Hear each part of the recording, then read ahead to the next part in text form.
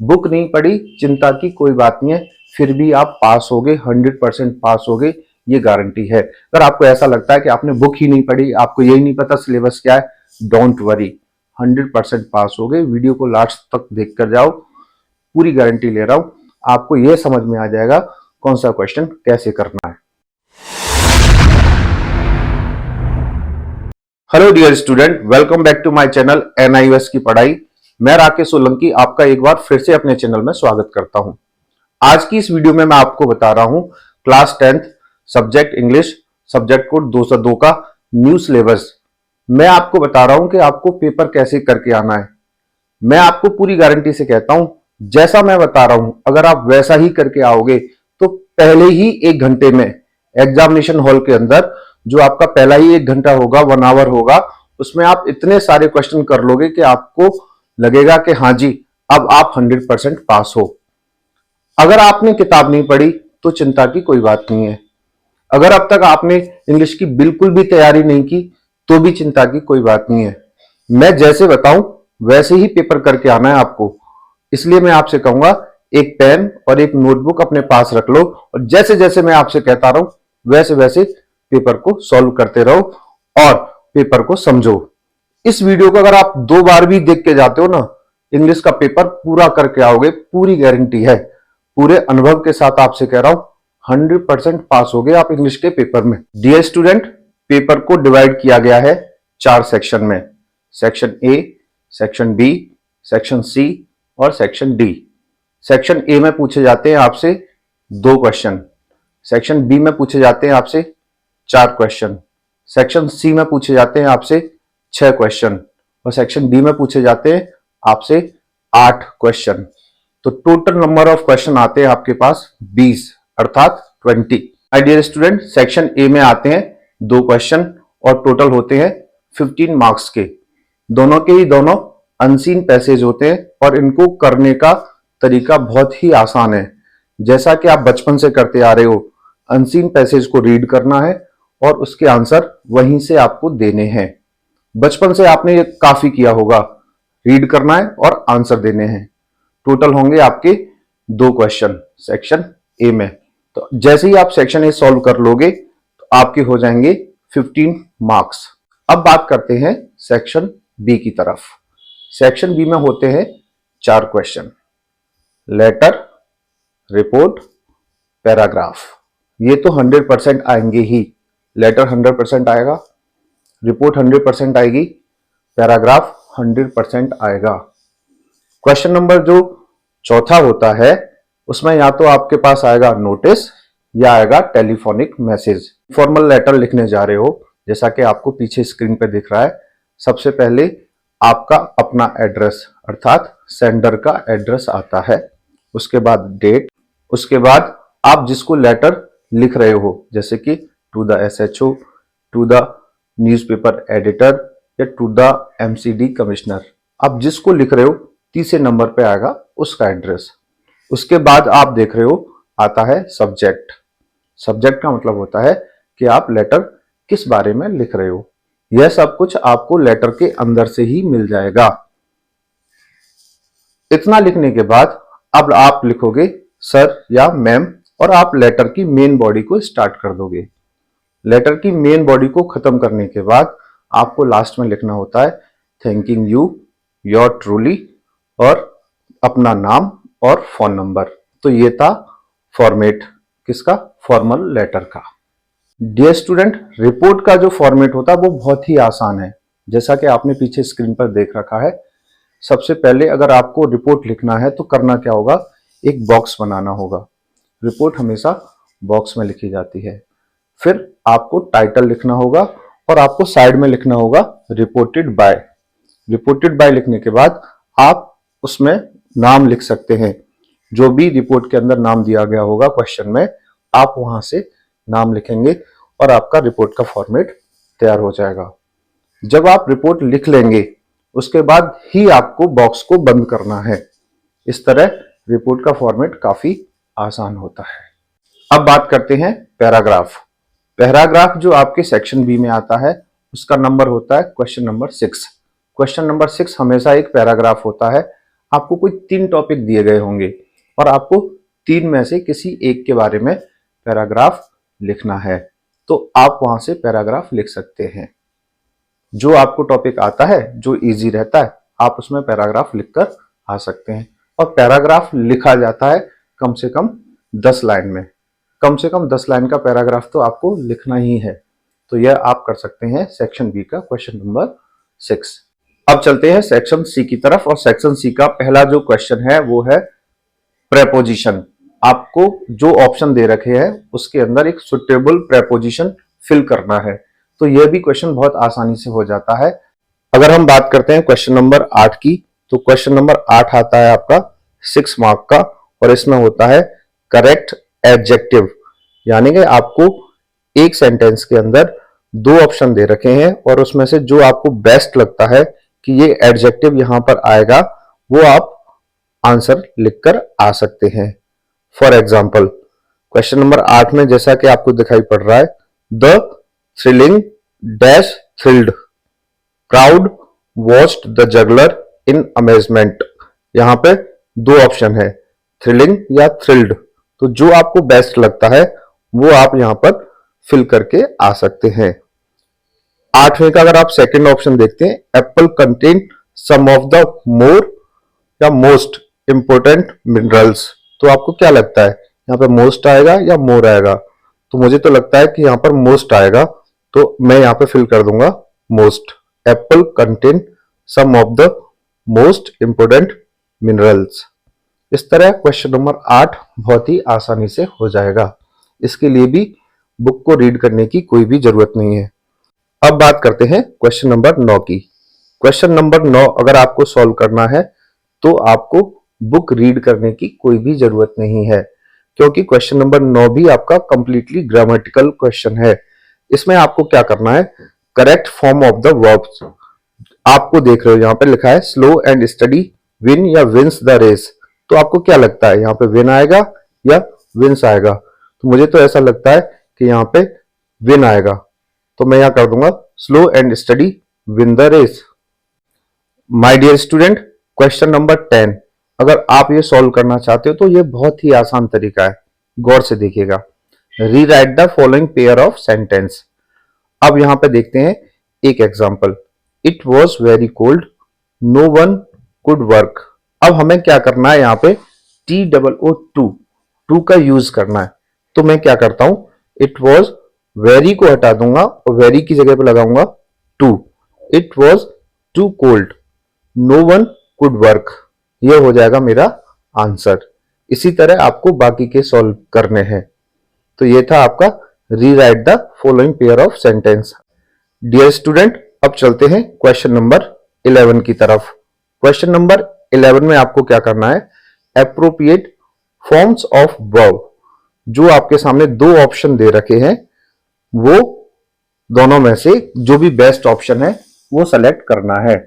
For example here do we are going or गो।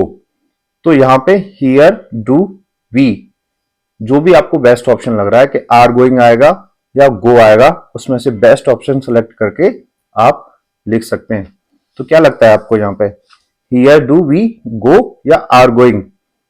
मैं तो यहां पर जाऊंगा हियर डू वी गो, क्योंकि डू के साथ हमेशा फर्स्ट फॉर्म आती है। My dear student, question number 12। अब तक आपको बुक से कुछ भी जरूरत नहीं पड़ी और आपने 12 क्वेश्चन सॉल्व कर लिए हैं। यही जादू है हमारी इस वीडियो का, जो आपको पेपर में सफलता दिलाएगा। डियर स्टूडेंट, अब चलते हैं क्वेश्चन नंबर 12 की तरफ। 12 अर्थात 12।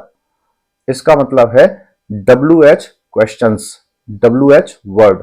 WH वर्ड होते क्या है? ऐसे वर्ड या तो वो W से स्टार्ट होते हैं या H से स्टार्ट होते हैं। For example how, how many, how much, who, which, where, when. इस तरह के जो वर्ड होते हैं उन्हें बोलते हैं WH वर्ड। तो अब आप यहां पे देखिए, dash many books did you read this month. तो डैश यानी कि इस डैश में आपको भरना है। मैं भरता हूं how many books did you read this month. यह है इसका परफेक्ट आंसर। डियर स्टूडेंट, अब तक आपने section A, section B, section C, 3 section solve कर लिए और आपको बुक से हाथ लगाने की जरूरत नहीं पड़ी। यही जादू है इस वीडियो का और यही मैंने आपसे कहा था। अब चलते हैं सेक्शन डी की तरफ। माय डियर स्टूडेंट, अगर आप सेक्शन डी को सॉल्व करना चाहते हो तो आपको बुक की जरूरत पड़ेगी। आपको कुछ चैप्टर्स की समरी आनी चाहिए। तो इससे पहले मैं अब आपको बताने जा रहा हूं कुछ चैप्टर की समरी। तो चलते हैं स्नेक बाइट की समरी की तरफ। देखिए, स्नेक बाइट कहानी है राजा की। राजा अपना दादा दादी के साथ गांव में रहता है। एक दिन उसे हनी भी स्टंग कर लेती है, यानी कि डंक मार देती है। तो दादा दादी को ऐसा लगता है कि उसको स्नेक ने काट लिया है। वह इलाज कराने के लिए राजा को एक होली मैन, यानी कि गांव के अंदर जो लोग होते हैं झाड़ फूंक करने वाले, उनके पास लेके जाता है और राजा को जो होली मैन है चुप करा देता है और चुपचाप बैठा देता है। फिर उसके बाद कुछ पानी पीने के लिए देता है, कुछ मंत्र पढ़ता है और राजा बार बार यही कोशिश करता है कि वो अपने दादा दादी को ये बताए कि भाई मुझे सांप ने नहीं काटा, लेकिन होली मैन बार बार उसे चुप करा देता है और सभी लोग उसे बार बार चुप करा देते हैं। राजा धीरे धीरे उनकी इस बात पर हंसता भी है। फाइनली होली मैन राजा के दादा से कहता है कि अब आपका बेटा ठीक है और राजा के जो दादाजी हैं वो उसको थैंक यू बोलते हैं होली मैन को। और उसके बाद अगले दिन काफी ग्रेन्स, काफी fruit as a reward holy man को दे के आते हैं। माय डियर स्टूडेंट, इसकी समरी मैंने आपके लिए पूरी स्क्रीन पर लिख दी है। मैं आपको शॉर्ट में कुछ वर्ड्स बता देता हूं। Raja was a naughty boy who lived with his grandparents. One day honey bee stung Raja. Grandfather took him to the holy man. Holy man cured Raja. After some time, Raja was feeling well. Next day, grandfather gifted holy man some grains and fruits. So that was the summary. अब चलते हैं second summary की तरफ और chapter का नाम है Kondiva a hero. Kondiva was a blind man. He was a beggar who lived in Ghatkopar, Mumbai. One day he saved the life of Arvind from the well. After that he became a hero. The governor awarded by him by a perfect amount and he left begging and he started a better life. So that was the summary of Kondiva. Next chapter summary है The Birthday Letter. Birthday letter was written by Pandit Nehru to his daughter Indira Gandhi on 13th birthday from Naini jail. Pandit Nehru advised Indira, be strong, be brave and follow always to Gandhiji because Gandhiji is a good man. And this letter was written by Pandit Nehru. अब बात करते हैं next summary की, The Parrot Who Would Not Talk. In this summary, Auntie Ruby purchased a parrot from bird catcher. Auntie Ruby give chili to parrot every day, and Auntie Ruby also appoint a teacher for teaching parrot how to speak. But parrot could not speak. One day the cage was open and parrot fly in the sky. Then parrot say, "You are not beautiful. You are not beautiful." My dear student, ये थी summary the parrot who would not talk. Next summary, Ustad Bismillah Khan was a famous Sehnai master and he was the person who played Sehnai from Red Fort on the day of first Independence Eve. He became the hero of the country and he also performed in many countries and he got Bharat Ratna award by the President of India and he also got so many award. Ustad Bismillah Khan was a famous Sehnai master. Next summary है the return of the lion. यह कहानी है great Shivaji के बारे में। Now come to the summary. Shivaji was arrested in Agra jail by cheating, but Shivaji was a brave person and he broke the jail. When he reached in front of Mother Jijabai in the dress of monk, Mother Jijabai very easily find out कि he is my son and he is Shivaji. The people of the court say Shivaji की जय and माता की जय। यह थी summary the return of the lion. Next summary है the last stone मैसो। लास्ट स्टोन मैसो was a traditional artist and now he became old. His son was not interested in family business. He went to Agra and he told to his father, I will make statues for the tourist. I will make the statue of Taj Mahal and sell to the tourist. Salim, a tea boy, was very excited about this art and he told to the old Maso, I will learn this art and I will increase your business. I will support you. आप जानते हैं chapter काफी बड़े होते हैं, लेकिन फिर भी कोशिश यही की है कि आपको कम शब्दों में समरी समझ में आ जाए और जो इंपॉर्टेंट समरी है वो इसमें कवर हो जाए। अब चलते हैं सेक्शन डी की तरफ और देखिए कितना आसान है। सेक्शन ए कर लिया आपने, सेक्शन बी कर लिया, सेक्शन सी कर लिया, सेक्शन डी में तो बहुत ही मजे आने वाले हैं। अब आपको थोड़ी बहुत यहाँ पर किताब की जरूरत पड़ेगी, तो माय डियर स्टूडेंट आप किताब की जो समरी बताई है उन्हें रीड कर लेना। My dear student section D में पहला क्वेश्चन है आपका क्वेश्चन नंबर 13 और ये है आपका 4 मार्क्स का। जैसा कि आप बचपन से करते आ रहे हो, अनसीन पैसेज ऊपर दे रखा है, ऊपर से रीड करिए और आंसर दे दीजिए। बहुत ही आसान तरीके से आप यहाँ पे 4 नंबर कमा सकते हैं। कमा लो फटाफट फटाफट। क्वेश्चन नंबर 14 बिल्कुल सेम, 13 और 14 फ्री के नंबर मिल रहे हैं। बस आपने करना कुछ नहीं है, ऊपर से देखो और नीचे आंसर लिख दो। बचपन से अब तक यही पढ़ते आ रहे हैं और इसी तरह की इंग्लिश हम करते आ रहे हैं। My dear student question number 15 बहुत ही आसान है। आपको एक पोयम दे रखा है और पोयम के अंदर से ही आपको 4 आंसर देने हैं। वीवर्स विविंग सोलमर एंड स्टिल, अरे ये तो वो वाली पोयम है सरोजनी नायडू ने जो लिखी है और इसका नाम है इंडियन वीवर्स। इंडियन वीवर्स लिखी है सरोजनी नायडू ने। तो यहाँ पे लिखा है नेम द पोइट, किसने लिखी है? सरोजनी नायडू ने। बहुत आसानी से आप कर लेंगे। बाकी के 3 क्वेश्चन के आंसर आपको ऊपर से ही छांट छांट कर लिखने हैं। अब चलते हैं क्वेश्चन नंबर 16 की तरफ। क्वेश्चन नंबर 16 में आपके क्वेश्चन आंसर है, क्वेश्चन नंबर 17 में भी आपके क्वेश्चन आंसर है और क्वेश्चन नंबर 18 में भी आपके क्वेश्चन आंसर है। इनके लिए आपको बुक की समरी रीड करना जरूरी है। और हाँ, इस बार से सिलेबस चेंज हुआ है, तो जो आपको क्वेश्चन पेपर दिख रहा है इसमें से जो सेक्शन डी है उसका बहुत सारा सिलेबस कम कर दिया गया है।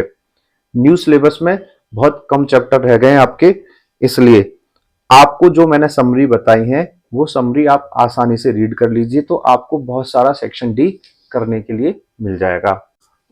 My dear student section D के अंदर question number 13, question number 14, question number 15, 3 question तो ऐसे हैं जो आपको बहुत आसानी से हो जाएंगे क्योंकि ये लगभग अनसीन पैसेज ही होते हैं।